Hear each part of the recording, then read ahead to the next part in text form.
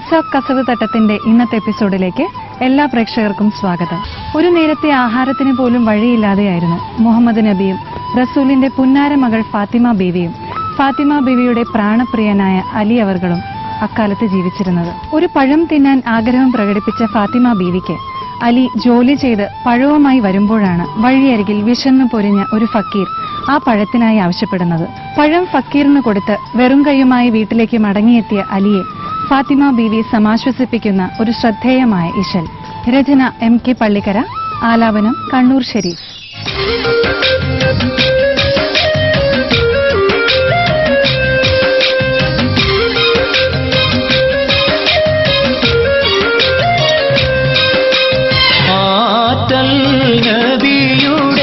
മകൾ ഫാത്തിമ അലി ഹൈദറിൽ പ്രിയ വിടർ ഫാത്തിമ.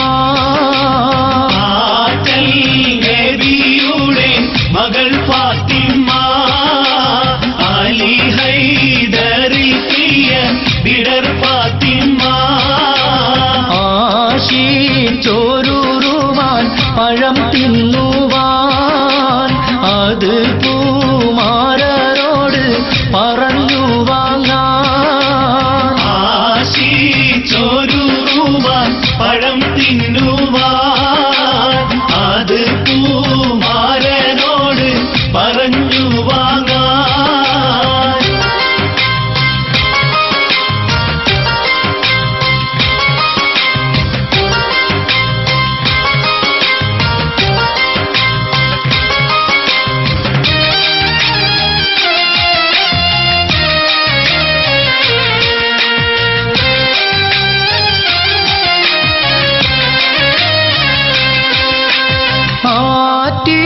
പോറ്റി വീടരും പറഞ്ഞോരാശ അതു സാധിപ്പിക്കുവാൻ ഇല്ലല്ലോ കാശ.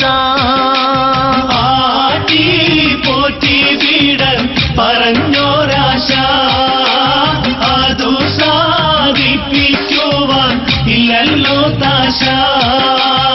അത്ര ദരിദ്രമാം അവർ പരീക്ഷ അതിനാലുളം തന്നെ ഏറി നിരാശ.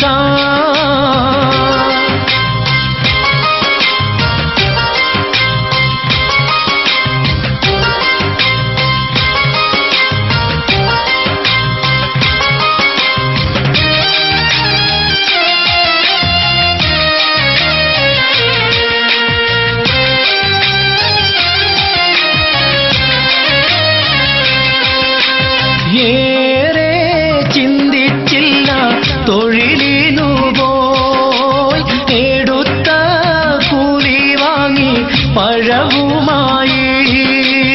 ഏറെ ചിന്തിച്ചില്ല തൊഴിലിനു പോയി എടുത്ത കൂലി വാങ്ങി പഴവുമായി.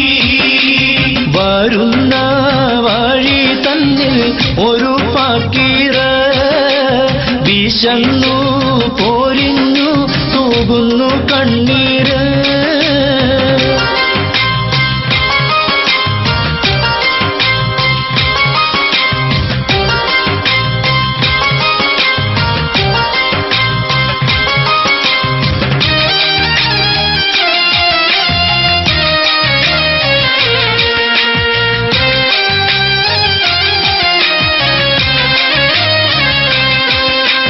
വേഗം മാലിയാര പഴം കൊടുത്ത് വാങ്ങി തിന്നു ഫക്കീർ വിശപ്പും തീർത്ത്.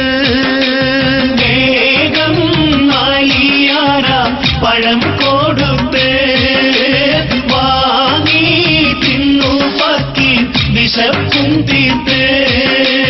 വന്നു സൗജത്തോടി കഥ ഉരത്ത് ബീവി അതു കേട്ട് മനം കുളിർത്ത്.